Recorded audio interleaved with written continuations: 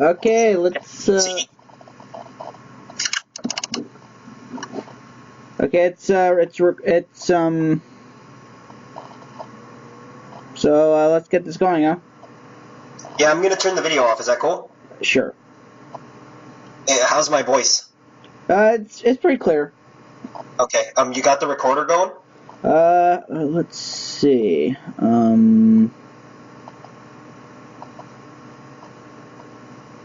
Oh, I see. So I did that wrong. Hold on.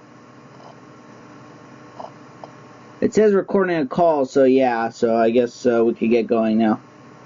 Okay, well, I need to turn your voice down. I should put headphones on. That's what I need to do. I need to put headphones on. Hold on 1 second. Alright, hold on. Can you hear me? Yeah. Okay, you know what? Doing it this way will work. But then hold on, one last thing. If I just do this... Oh, okay, can you hear me now? Yep. Oh, okay, perfection. This'll do. Alright then. Ready to start when you are. Okay, 3, 2, 1. Alright, welcome to the MMA Freakcast. This is Edson Valenzuela. And I'm Matthew Salzer. And we've been gone for about 2 weeks, Matt. Yes, we have. It happened because, we were busy. Well, actually, you celebrated your birthday, so happy birthday. Oh, thanks a lot for that. Yeah, thanks again. Belated birthday. I Thanks said again. that. I said that a number of times, but okay. So... what's happened? I mean, we went to the Invicta fights. We covered that. You and I were there. It was in Costa Mesa, California. Yep. Do you want to can I ask you to do a quick recap? This is the first time we're doing a Skype podcast, by the way. Can I ask you to do a quick recap on the Cyborg main event? So Cyborg, actually, she, for the first time, I'd argue, actually had issues against an opponent because Daria Ibragimova, her opponent, actually did something I always suspected was actually true, which is she tried to take her down and actually gave Cyborg, I'd argue, the most trouble that we've ever seen her in her career, because she just, just being the monster that she is, she just goes out and smashes people, and in essence, women try to stand up with her and get destroyed. But in essence, you think that if there is a woman's mixed martial artist who is in the same weight division as Cyborg with a solid wrestling base and a good wrestling strategy, that might work best against Cyborg. Oh, I know that I know a few women wrestlers who, if they went into MMA, in fact, one that's in MMA right now, Randy Miller. Randy Miller? Yes, Randy Miller, bronze medalist in, I believe, 2008. No, make that 04, I think. But either way, she wrestles a weight class down. But if she were to go up, I have no doubt she could easily give Cyborg a run for her money. I worked out with her, in college. She was actually at one point the college coach at Missouri, the women's coach at Missouri Baptist University. So I have no doubt that she could give her a run for her money. And this is someone who has already. When you're speaking of Randy Miller right now, you're speaking of freestyle Olympic wrestler Randy Miller. Yeah. She's a female Olympic wrestler, and she actually, no, you were right the first time, but she was at the 2008 Olympics. Yeah, and she bronze medaled there. Yeah, Beijing. And she has a 1-0 record, and and that was in fact at Invicta's first event. Now, these sorts of... And there's other women. I was going to say, how many are there to come by, really? I mean, this is one girl. She's not tested enough.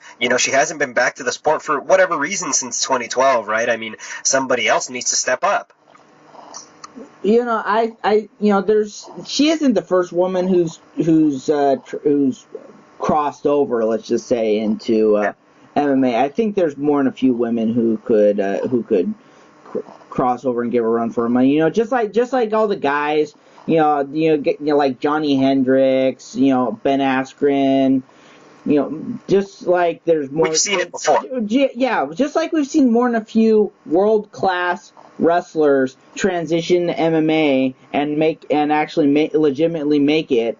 From the high school and from the college and international level. I think that a woman could easily they'd have to run the same game plan, play out the same template, and they'd be able to find success as well. Yeah, I think so. Because what specifically did you see? What specifically did you see in the performance against Cyborg again that you think somebody with a more solid wrestling base would have been able to execute with more ease? Well, she went in there and to give Cyborg credit, she did have pretty good balance and was able to keep it standing, but she never fell over, right? Yeah, she never fell over, but I think that's probably because Daria Ibragimova, they mentioned it at the place in the some of the interviews that they put on the Jumbotron, but they mentioned the fact that she's probably more, like most women, she's probably more in the range of like a bantamweight. So she had the wrestling background, but she didn't have enough of she didn't have like the physical strength to take her down. And let's face it, Cyborg is a freak of nature. She's just an incredibly well built and incredibly well built and tough girl. Yeah. So and then she had that just deadly Muay Thai, deadly kickboxing, and then when they separated, she eventually found that she eventually just placed that KO knockout in there. But though, something I noticed from Cyborg's technique, and I wonder if you see the same that I do, and that's her punching style, her combination, the way she throws combinations. It's very similar to the way a lot of other Brazilian brawlers, I think of note specifically, really a pioneer almost in the style, was Vanderlei Silva. And I don't know if you get what I mean by these sort of... That's because she originally trained out of shoot box. She was originally a teammate of Vanderlei, before Vanderlei broke off and formed the Juan fight team, but she's cut from that same cloth. So, and something that has worked against historically, something that has worked against that strategy since its sort of introduction to the MMA world with Vanderlei Silva. So very early on, what a lot of MMA fans have seen is if a fighter like that, a fighter who has a very who wins in these short bursts. These sort of short bursts of these overwhelmingly powerful punching combinations. That what it takes to win against that is sound boxing technique. Stiff jabs, a nice solid reach. AKA Holly Holm. Well, yes. You were segueing into this, weren't you? Well, yeah, I think so. But now we're getting into murky territory as far as is that realistically a fight that occurs at because if we're talking Holly Holm, so we're going to transition now into some UFC talk. Is that fair, Matt? Yes. If we're talking Holly Holm, we're looking at it from the point of view of, okay, UFC is the premier fight organization. She is the champion of the women's division. That is the one that is essentially the flagship women's division, the popular one, right? The one that Rousey ran for a good long time. Yes. And if you're an idealist, an MMA fan, you're hoping that fight takes place at that weight division. And can that happen against Chris Cyborg? Well, Holly's actually said that she'd be willing to go up and fight Cyborg at either catchweight or at featherweight. And I understand that completely. I just guess that my issue would be then it diminishes the importance of the bout if it has to be a catchweight non-title bout. Well, here's a problem with the idea of Cyborg going down. She walks around at, I think, in the range of something like maybe even the 270s. So she already cuts a significant amount of weight just to get down to featherweight.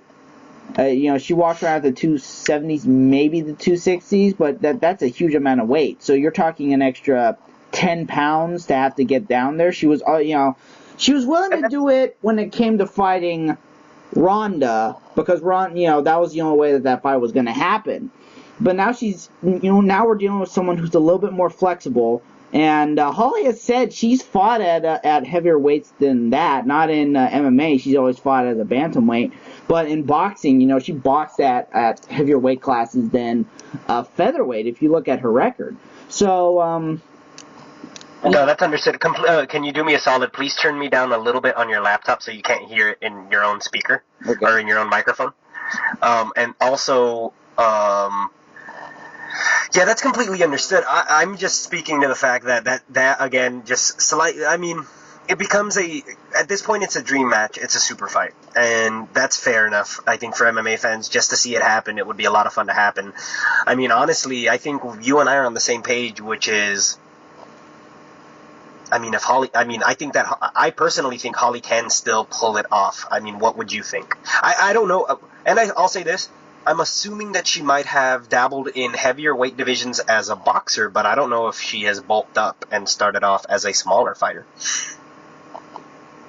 Well, remember, when she went into that fight with Ronda, she was the only fighter I've ever seen who's taller than Ronda. Ronda has fought who knows how many times, except maybe when she was originally fighting at featherweight. She's the only woman I've seen who is taller than Ronda. The only woman. So, I will. And that poses an interesting question, which is she the tallest person to fight Ronda Rousey? Which we need to, pardon me, we need to do our research as far as that's the case, because if that's the case, that might speak tremendously to how that fight panned out. Well, obviously height isn't everything. Understood. Smaller fighters beat taller fighters all the time, but that isn't the thing. When you're also talking about Holly Holm, you're not just talking about the height. You're also talking about the tech. You're also talking about some. She had very great technique in that fight. No, of course, and I would just reference that with respect to the fact that, hey, maybe that is a very small adjustment that Ronda Rousey could have made in her training camp that she might not have considered, which was, how do I prepare against a taller fighter? Of course, that only applies if Holm is indeed the only, like you said, or one of the tallest fighters that you've seen, or probably one of the only taller than Ronda Rousey. One of the only fighters to be taller than Ronda Rousey to face her. Definitely a bantamweight. Sarah Kaufman was maybe about her height, maybe, but that's definitely a bantamweight. That's the tallest fighter she's ever had to face. Miesha Tate, about the same height, maybe a little bit shorter. Liz Carmouche was definitely shorter. Alexis Davis was definitely shorter. Not that mattered, because Ronda destroyed her in 12 seconds. Kat Zingano, definitely shorter than her. Sarah McMahon, also definitely shorter than her. And then, Bet Correa was definitely shorter than her. All those women were shorter than her. The only woman that she's ever faced at bantamweight who is taller than her was Holly Holm. But like I said, that isn't the only factor. You also have to factor in the fact that she just had better technique, and she's also a tremendous athlete. She went in there and she's doing all that dancing stuff to the Irish music, the Scottish music that's playing, and she's a tremendous athlete. She's a tremendous athlete, and she's got great technique, which is partially due to the fact that from the Winklejohn Jackson camp.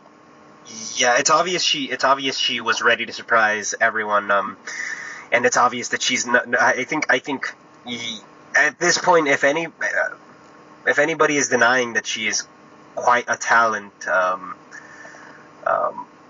they might be kidding themselves, especially after what they saw happen to Rousey And again, not taking away from the pitch perfect performance that Holm put on against Rousey last month, or rather last year.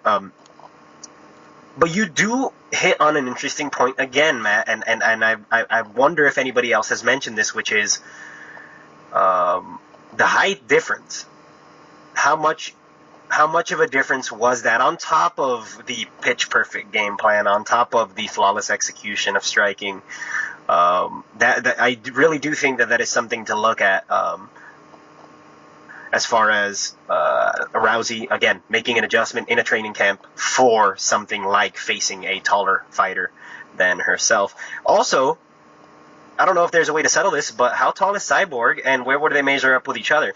And again, I'll ask you this. I think we'll move on to sort of what's maybe coming up, or anything else you might want to talk about. How do you think that fight goes? If it happens this year, and if Holm is willing to move up? Well, actually, I'm looking at the height right now. Cyborg is 5'8".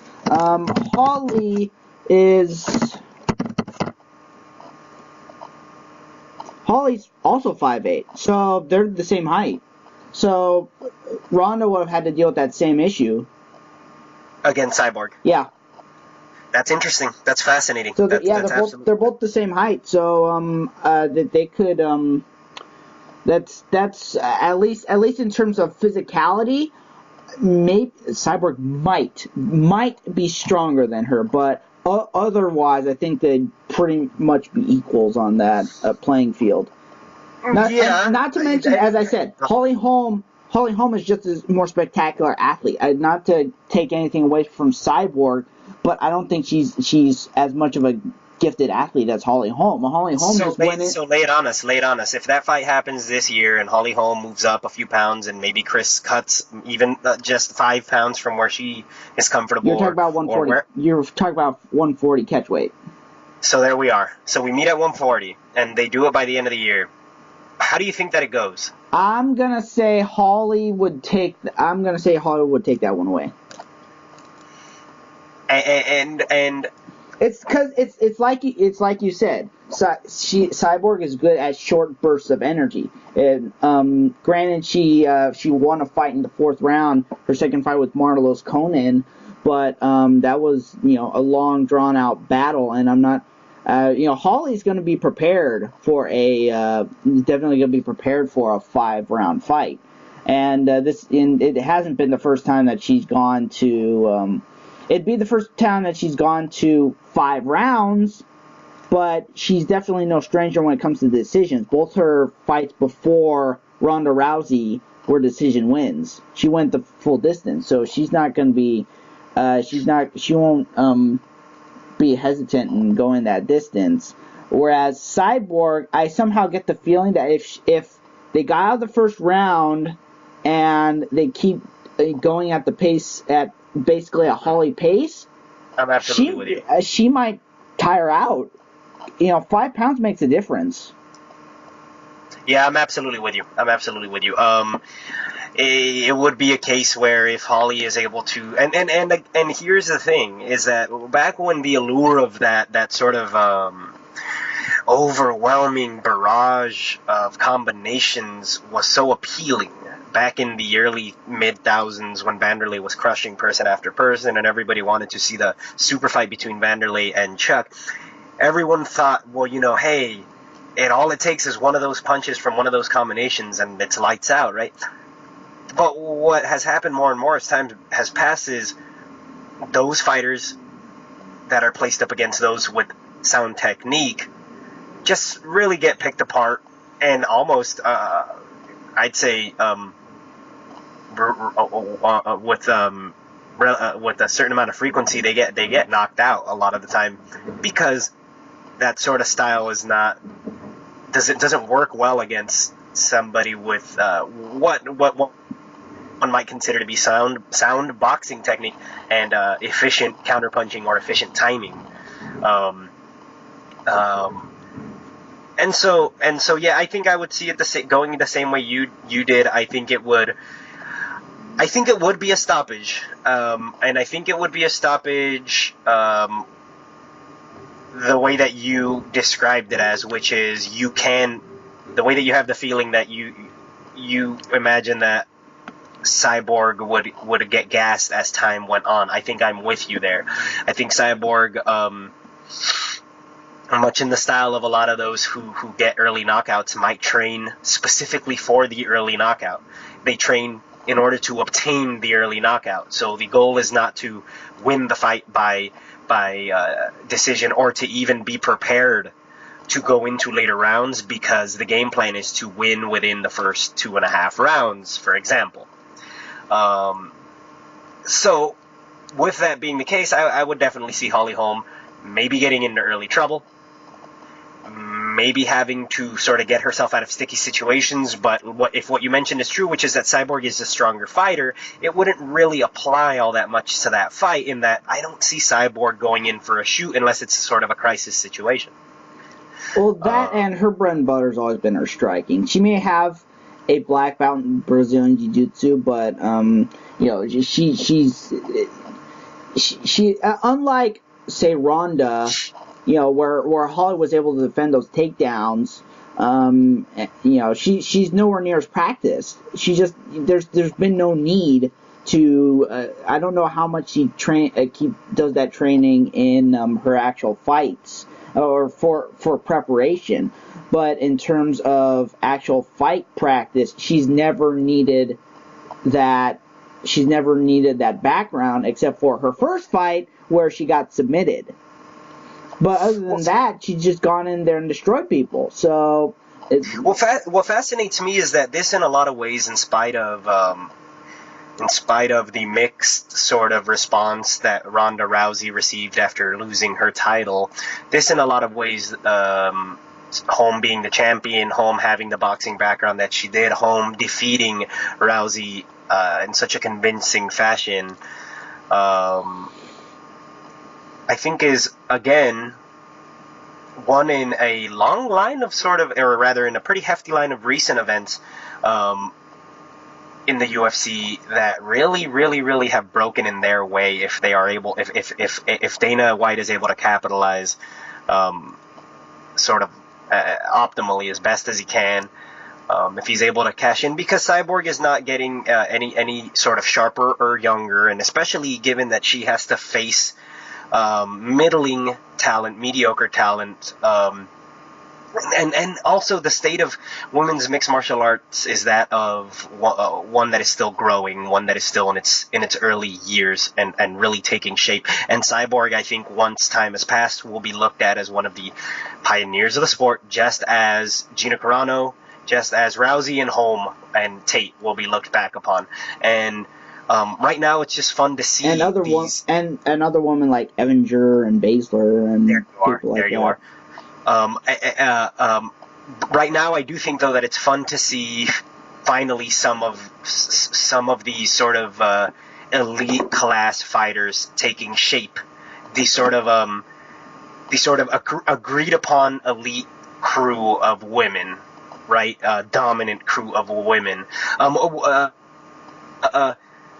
And I mean, there's more. I'm sure more will come of that. I'm sure. Like I said, Dana will find a way, hopefully, to capitalize on that. Holmes still has the fight. You and I are just sort of hypothesizing. Holmes still has the fight coming up with Miesha Tate, so she can't look past her. And Cyborg is on vacation in Brazil right now. Yeah, won't be fighting until what she said, July. Or something? Yeah. She said she's going to take a little bit of a break. I did want to say, though, the strawweight champion at Invicta, she was such a delightful young lady. Livia Renata Souza. There you are. Yeah. There you are. Say the name one more time. Renata Souza. Livia Renata Souza. We caught up with her for a little bit in the press scrum after the Costa Mesa event, and she is I think one of the most interesting women's mixed martial arts prospects, just in the short amount of time that we spent with her. She got a finish in the first round. She got a quick one. And she is she is, for lack of a better phrase and not in, I mean, no disrespect at all ever intended for this young woman. She's so petite. She's so incredibly petite, which one would expect from a strawweight in women's mixed martial arts, but still very impressive striking, very powerful, even with her small frame. And you know what? For me, it made me take a second look at all the divisions in women's mixed martial arts. I think that entire Invicta event, by the way, was a success in terms of excitement and overall efficiency. There was only 7 fights, but all of them were very snappy and good, I thought. To me, again, a standout for the evening was Miss Renata Souza. And I think I have an interview or a version of the interview with her that I have not posted yet, or a photograph maybe with you. So I'll make sure to get some of that stuff up. And thanks again, Matt, for putting that stuff up on YouTube. Anybody who hasn't caught MMA Freak's coverage of Invicta last 2 weeks ago, I'm sorry, go ahead and check that out on YouTube. Find us at MMA Freak.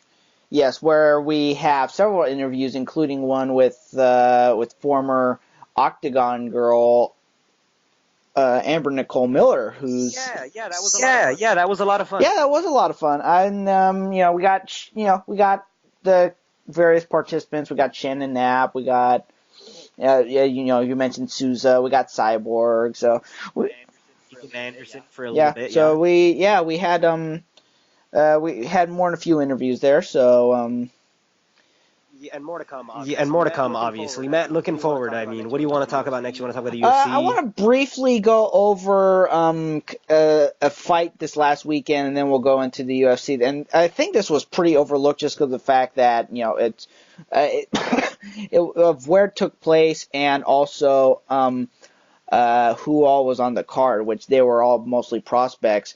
And it was World Series of Fighting 27 was the... and that happened this past weekend. World Series of Fighting 27. That was on Saturday? Yeah, that was on Saturday. So it was titled Future Champs, and I understand why. It's because they had mostly up and coming fighters on the fight card. But the 3 fights that I saw of the 4 fights on the card were Bryce Mitchell, who went in there and submitted his opponent Jorge Medina very quickly. Mitchell remains undefeated. Shamil Gamzatov went in there. He made his World Series of Fighting debut against Teddy Holder, who was a finalist in the light heavyweight tournament to crown the light heavyweight championship, and he knocked him out in the second round, and it was pretty impressive. You saw this with your eyeballs. Give me a description.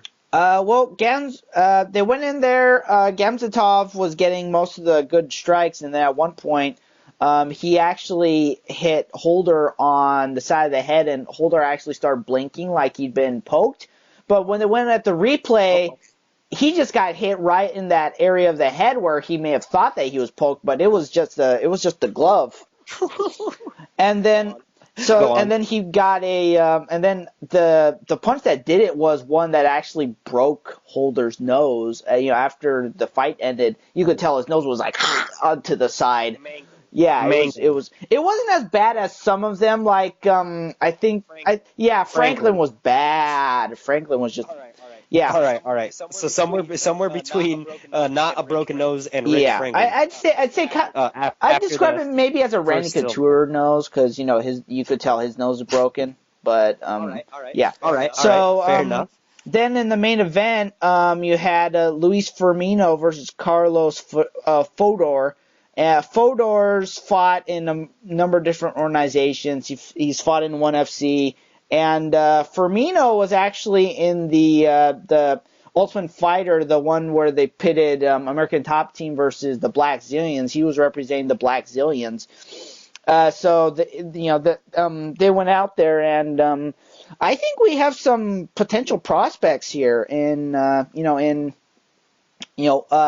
World Series of Fighting's very steadily growing roster. I think they're actually developing something. I don't think, with I forget which one of their officials, I don't think they could. They're going to be at a point where they're going to compete with the UFC, like whichever one of their executives said. I think that's overly ambitious, but I definitely think they're developing talent. And then on top of that, they announced their schedule, and they're actually, their schedule's going now from being, spotty to, every two, I'd say like every 2 months to now, they're putting one almost every month.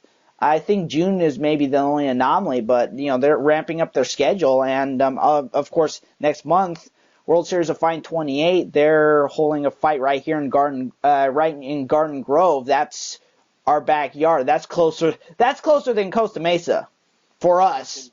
Almost indeed. That lands on a Saturday, so you and I will definitely be making it out to the fight, if not the weight. Yeah, if they hold it close, then yeah, I'll definitely be out there.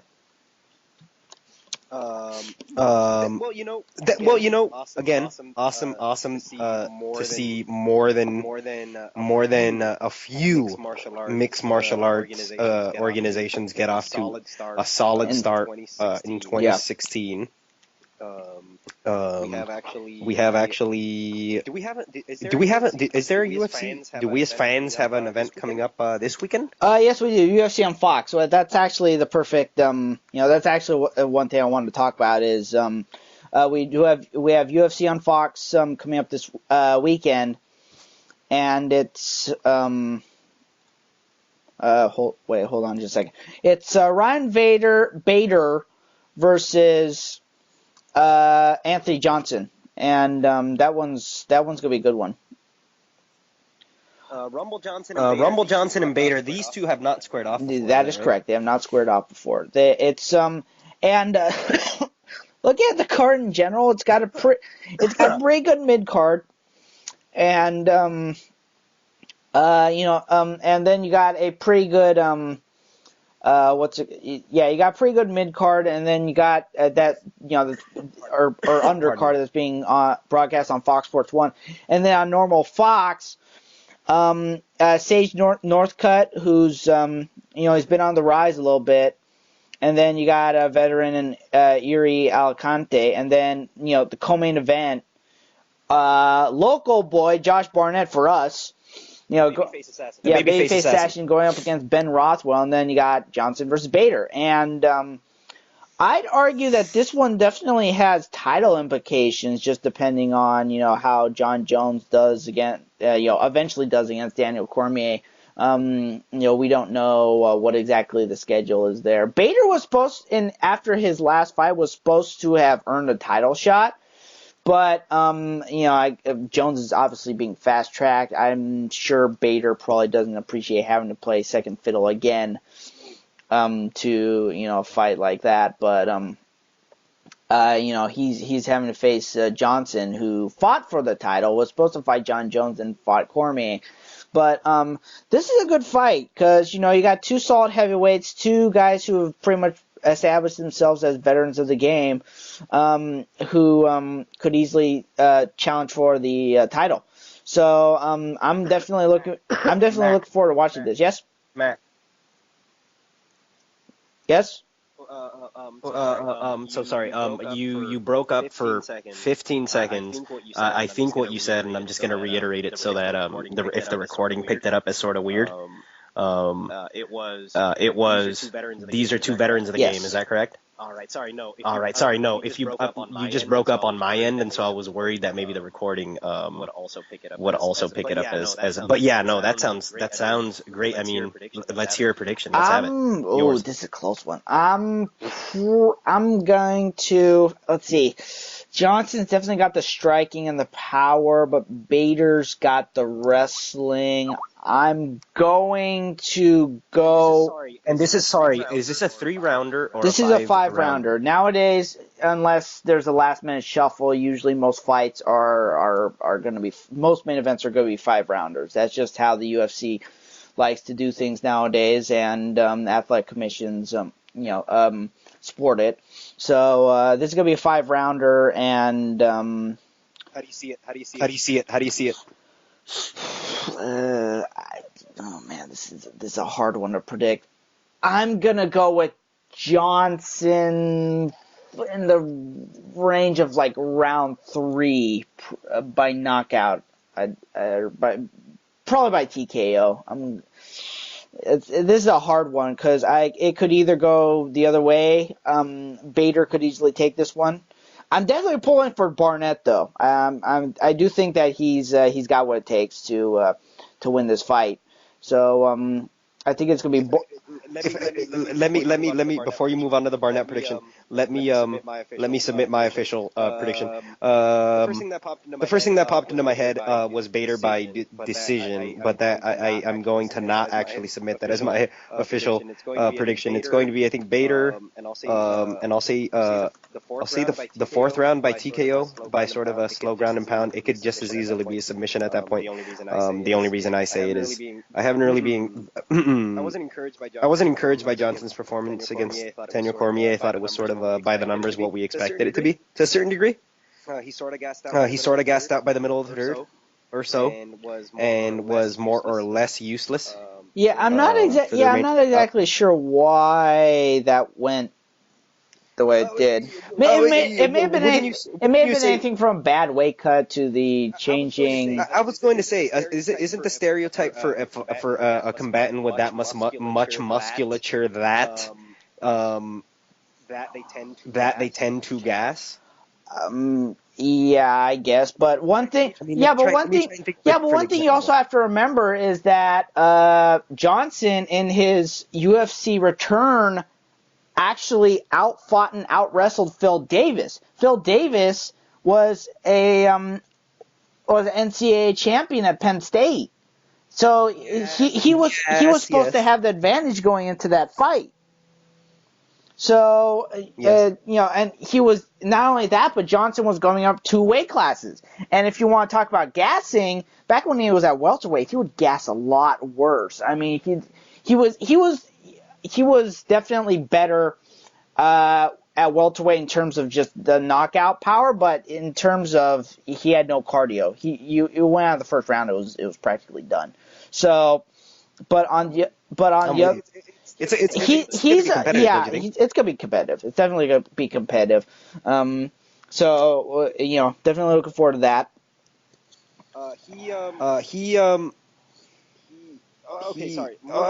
Moving on to Josh Barnett. He's facing Ben Rothwell, who's also up there on the rise. He was in a few promotions. He came in as part of the Affliction deal, but I'm not. He has a spotty record in the UFC. Is that right? I mean, I think he won his last outing. Yes, he has a spotty record in the UFC. He's had his ups and downs. Well, he's on a 3-fight winning streak, to give him credit. So there you are. But before that, he'd had a spotty record, and But to me though, I'll say this.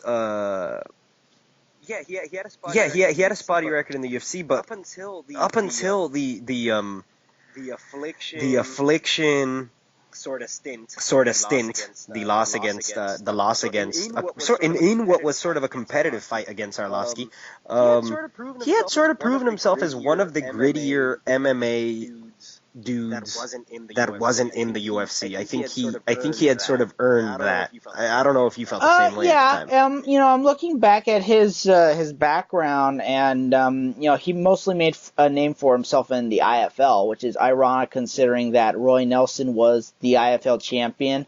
And he was not. He was a silverback, if I remember. That was the Miletich camp. Yeah, and it was, like I said, it was ironic that I'm looking at that.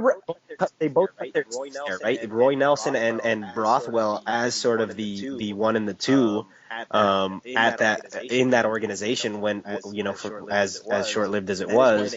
That is where they cut their teeth. That's where they made their name for themselves initially, is the International Fight League. And another thing that I'm saying is that the irony is he went undefeated in the IFL. I mean, I'm looking at his record. He never lost. And yet Roy Nelson lost against him and was the champion. So I'm like, Something isn't adding up here. I think if I remember correctly, It might have also partially had to do with the team structure and just how that organization was run and whatnot. There you are. Also, I think there might have been a heavyweight tournament that one rather Rothwell, I think, might have had to bow out of, but I don't know if I'm remembering that incorrectly. He actually, in addition to Nelson, he actually fought some name people in the IFL. Yeah, he fought Krzysztof Szczęsny twice. Szczęsny won as I think it was season 10 winner of the Ultimate Fighter. He fought Rico Rodriguez and won. And Rico is no slouch. In spite of his later career, Rico was of ex-UFC heavyweight champion. Yes, that is. So well, actually, in all honesty, there were points where Rico was towards the end of that career, that didn't look so good. There were times in his post-UFC career where he actually did have promising points, and then there were just points where he just didn't do so well. I'm looking at that latter career, especially. He really should have. I remember what happened. He was on this very good streak, spanning from 2009 to 2010 or 2011. I remember, talking with people on the MMA forum. Shout out to the MMA forum, by the way. The MMA forum, yes. Which I'm a member of. Hold on. Yes, Matt. Before you finish your point, and I'll let you totally finish your point. Shout out to everybody. So shout out to Heffy Jr. At Heffy Jr. That's Tom Heffernan. Yes, at Heffy Jr. On Twitter. That's Tom Heffernan in Scotland. Shout out to Gabe Keith, obviously, like in Las Vegas. Ted Check, who's East Coast. He's dealing with the storm back there. Stay strong out there, Mr. Check, and Mr. Feder, Chris Feder in Florida, and last one, your brother in Japan. My dear brother at Bloodpack725. At Bloodpack725, and we're missing someone. But I can't remember right now. Anyhow. All right. So, continuing on Rothwell. Okay. So Rothwell. He did pretty good in the IFL, and that's definitely where he cut his teeth. And then Affliction was the first loss in a while for him. Because, when he faced Arlovsky, and then, he had a spotty record.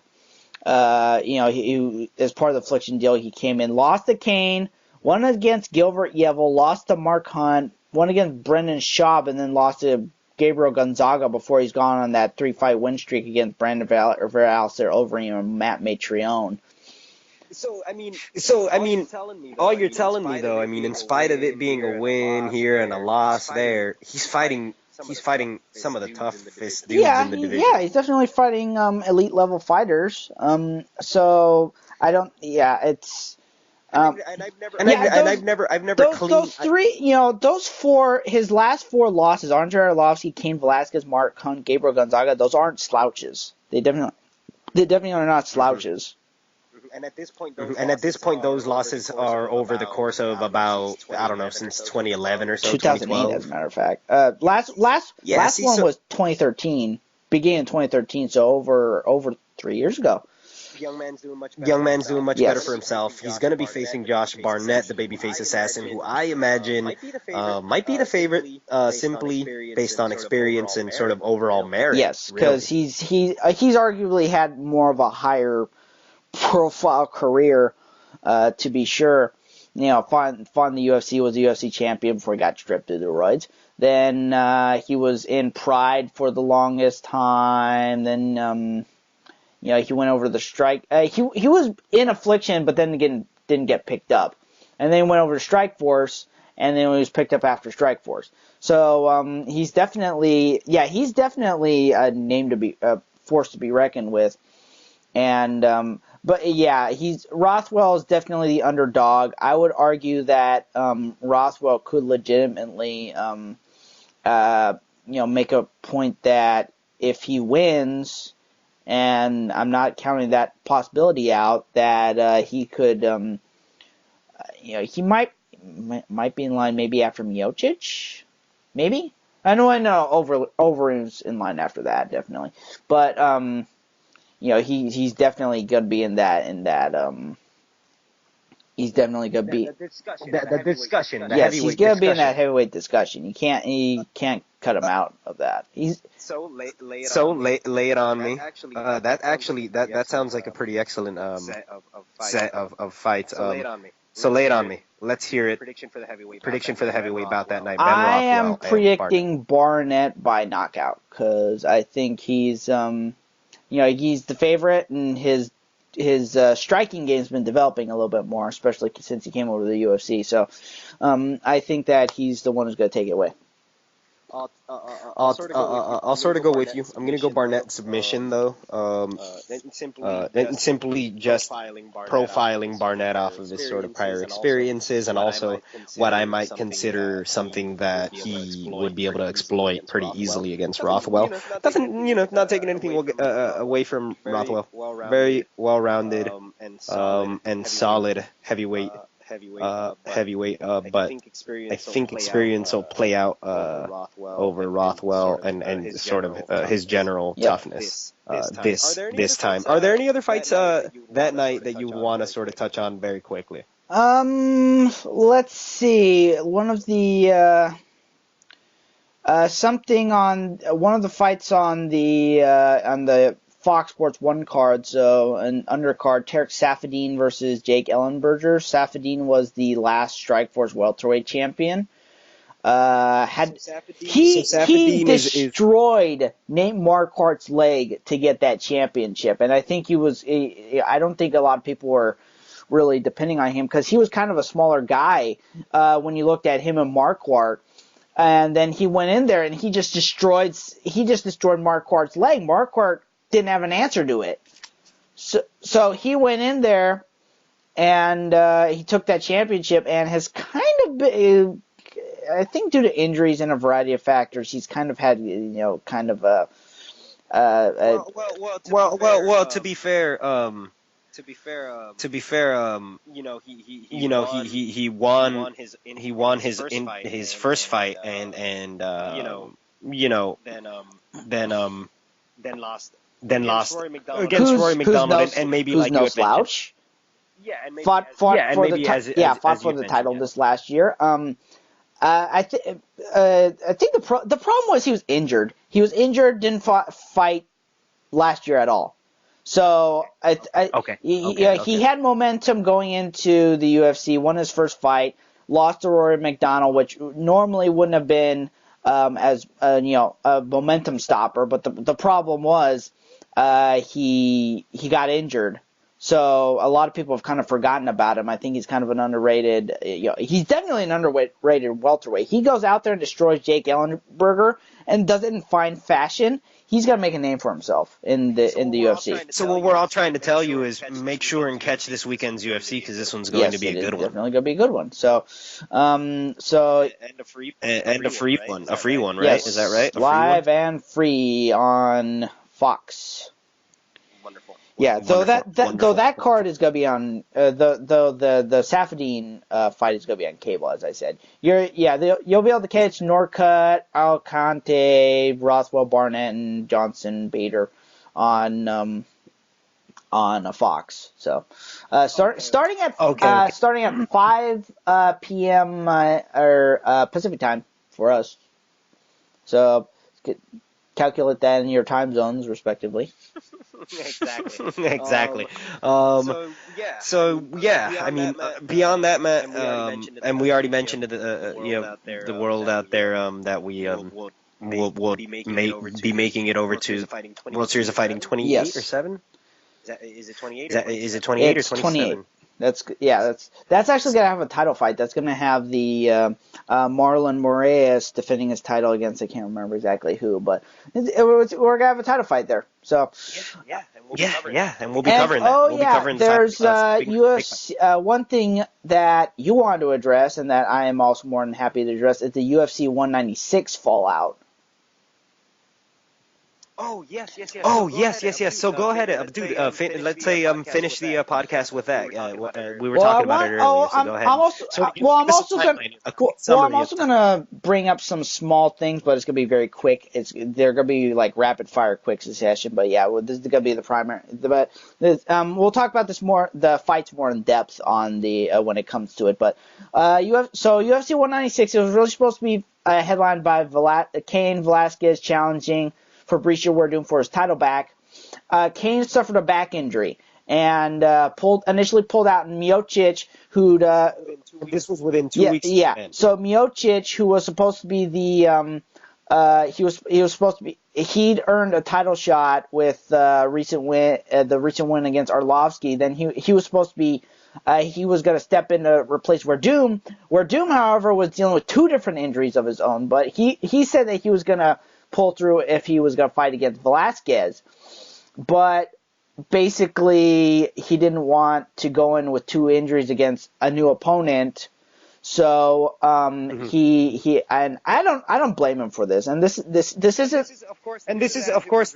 it was reported. Yes. So I don't blame Werdum about this. So he pulled out, and I was. Initially, it was up in the air. What were they going to do with this? My thought was, are they going to cancel this event again? I mean, cancel 3 different UFC events. Granted, they've taken place over a number of years, but it's like I was thinking, are you really going to cancel this? Well, it's still going to be called UFC 196. No cancellation. Yeah, it's still going to be called UFC 196. The difference is that the whole card is on Fox Sports 1. So yeah, and what you mentioned to me earlier, Matt, you said this yourself. Has this ever happened before? You think this ever happened before? Canceled events has happened twice. When John Jones was supposed to face Dan Henderson, then they said, are you gonna take Chael Sonnen on a week notice? And he said, I don't want to do that. That's too risky. Then I think it was when. I'd like to say it was when Jose Aldo was supposed to face Chad Mendes, and then he got injured. They canceled that event. I can't remember which one that was supposed to be, but they've actually canceled events, but they have not. My guess is it was because maybe Fox Sports 1 did not have anything major scheduled for that evening, anyways. So my guess is that's why they moved it. Talked with the advertising, with the broadcast partners, and we're actually able to move it from a pay-per-view onto completely being on Fox Sports 1. This is the first time that kind of a downgrade has happened. Bellator has done this before. They were supposed to have that one pay-per-view where it was supposed to be headlined by Tito Ortiz and Rampage Jackson. Okay. Tito got injured. So they downgraded to Spike. In ways, Bellator proved that it could be done. Is that right? Essentially. So I think I can't believe that I'm saying this, but I think the UFC might be getting a cue from Bellator, and they decided, you know what? Let's keep this going because. Not to mention this is Super Bowl weekend. They always have a big event on Super Bowl weekend, so I don't think they they wanted to cancel out like that. And I think fight fans must prefer this. Salvage. If you're going to cancel a much anticipated fight, which that one was a breath of fresh air in a sense that that snuck up on me, and maybe they kept the marketing quiet because they knew that maybe it was sort of rocky before we did. but it did sort of sneak up on me in such a way where once I did sort of finally get through December and, earlier this month, it was, hey, that fight's coming up. It's just a couple weeks away, and that's a heavyweight title fight, right? That's a heck of a fight. So it's a bummer to sort of, have that sort of pop up and then very quickly be taken away. And I think it being now a free fight, which is now headlined by Johnny Hendricks versus Stephen Thompson. There we go. Stephen Thompson and Johnny Hendricks headline now a free card. A free card's better than no card, even if it's not a title fight. Yeah, right? and I'm still gonna watch it. I'm looking forward to it. I'm looking forward to that. I like watching. I like this tradition of watching a big UFC event before I watch the Super Bowl the next day.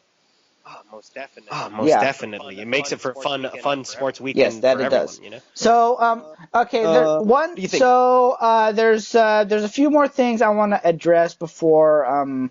There were some other things I also wanted to address as well, but I'm gonna do this in rapid fire while it's still relevant, and I'm gonna cut it short.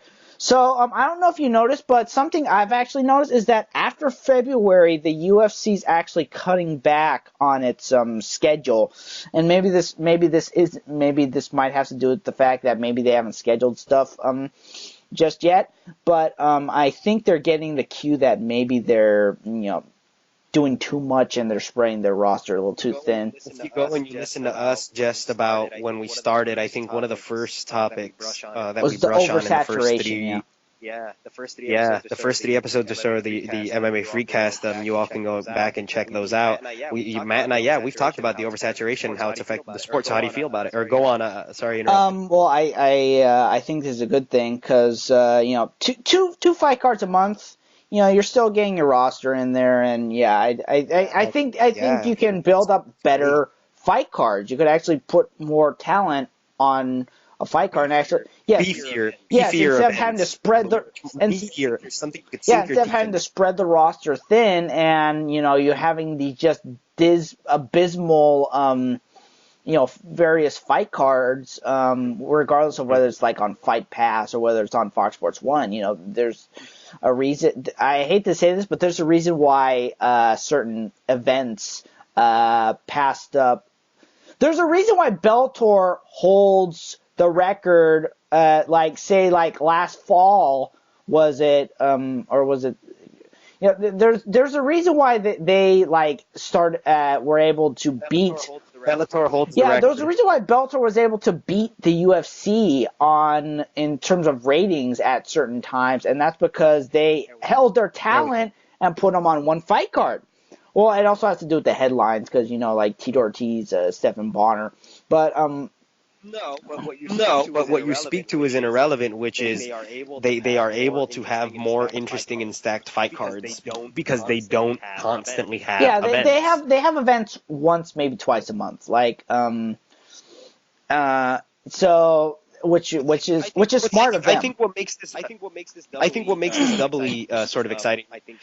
I think should make it doubly sort of exciting for MMA and the UFC fan universe. That now the UFC over the last few years has had a chance to inflate its divisions, to inflate its roster, to have more divisions, to expand its divisions, to expand into women's mixed martial arts. In doing so, that was when we were experiencing that oversaturation, and Dana White was sort of maybe, and just Zuffa and the crew were sort of experiencing, hey, should we do it at this rhythm? What's the best way to cash out, right? What will the fans want the most? Because I think Dana does sort of ride a fine line between listening to fans and how he benefits, and I think for the most part we can't knock him for that. And like I said, it's gonna be hopefully if what you're saying is true, and maybe some of the schedule isn't written out in stone yet, and maybe there are just dates that are still to be announced that might be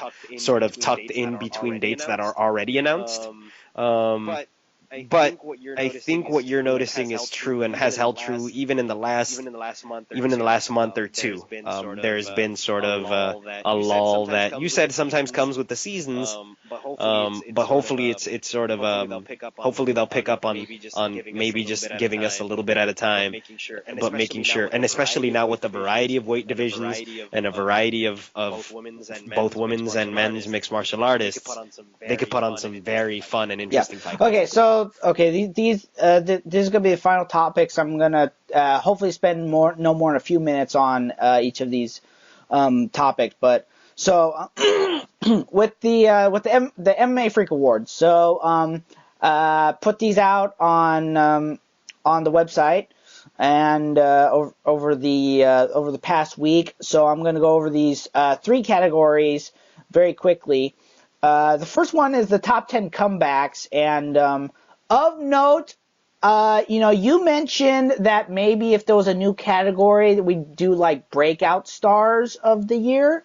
All right. I've decided I'm gonna switch that in for the comebacks because when I tallied the votes, there was a severe lack of participation, and it's easier to judge by like an upset or submission and stuff like that. But it was good at the time, but I'm not sure that it's really serving its purpose anymore. So I'm gonna switch that. I'm gonna switch that out for breakout star of the year. Starting next year. So okay, so number 10 was Valdir I think that's Araujo. Upsetting Steve Carl on excuse me. Drink of water there, man. Yes, upsetting Steve Carl on the Ultimate Fighter American Top Team versus Black Zillions. Then it was Jason Gonzalez's win over Tim Welsh, who was Welsh was an established veteran on the Ultimate Fighter Team McGregor versus Team Faber. Then Gabby Garcia's comeback against Lady Tapa on Riz at Risen 2 because very early in the very brief fight, the Tapa actually did drop Garcia. Yeah. Then it's a Patricio Freire aka Pitbull.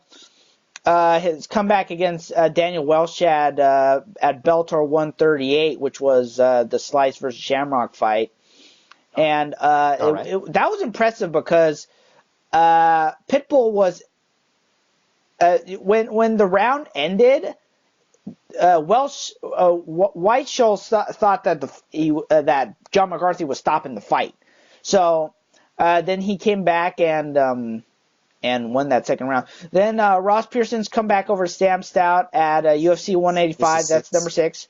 Number 5 is Travis Brown's Andre Arlovsky's comeback over Travis Brown, and because that was that brief war at 187. Alexis Davis comeback over Sarah Kaufman at number 4 UFC 186. Number 3 Miesha Tate's comeback over Sarah McMahon. Number 2, Conor McGregor's comeback over Chad Mendes.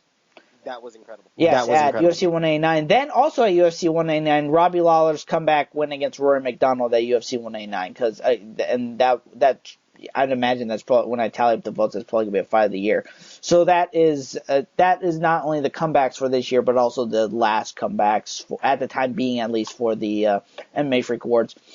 Then I'm gonna go over these very briefly. Top 10 fighters of the year.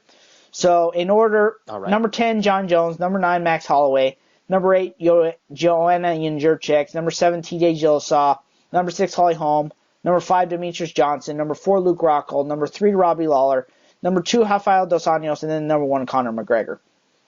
Then exclusively the top 10 women of 2015 in order: number 10 Michelle Waterson, number 9 Rose Namajunas, number 8 Amanda Nunes, number 7 Ayaka Hamasaki, number 6 Claudia Gadelha, number 5 Ronda Rousey, number 4 Christiane Cyborg number 3 Miesha Tate, number 2 Joanna Jędrzejczyk, and then number 1 Holly Holm.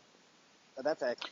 Yeah. So those two lift those are excellent yeah. lists. So and of course that was voted on by the members of the MMA Freak. Oh yeah. By the way, Edson, your votes, I have not received your votes. If you want to submit something for top 10 moments, top 10 submissions, top 10 knockouts, and top 10 fights, I'm still open for that. Most definitely. You haven't submitted your votes yet. So until I publish it, the ballot's still open. All right, sounds good. Okay, so that's it. All right then, Matt, man. Thanks a lot. That was lightning fast, man, and super informative. Obviously, if you want to check that in text, it's going to be MMA-Freak.com. MMA Freak is where we contribute, right? Do this podcast. Yes. Is that right, Matt? And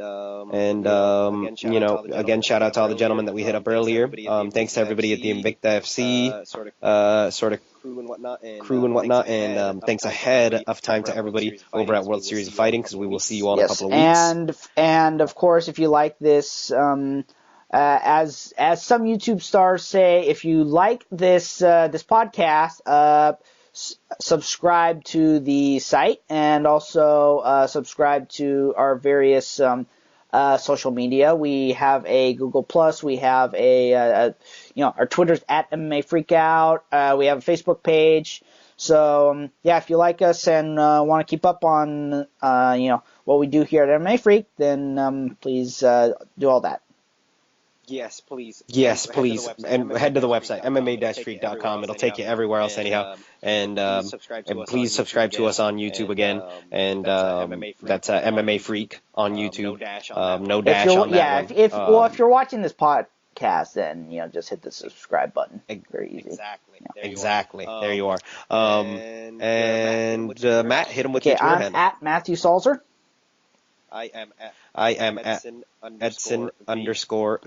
And remember to catch us at MMA Freakout on Twitter for the site. Thank you again, Matt. And we will see you next week. Next week, everyone.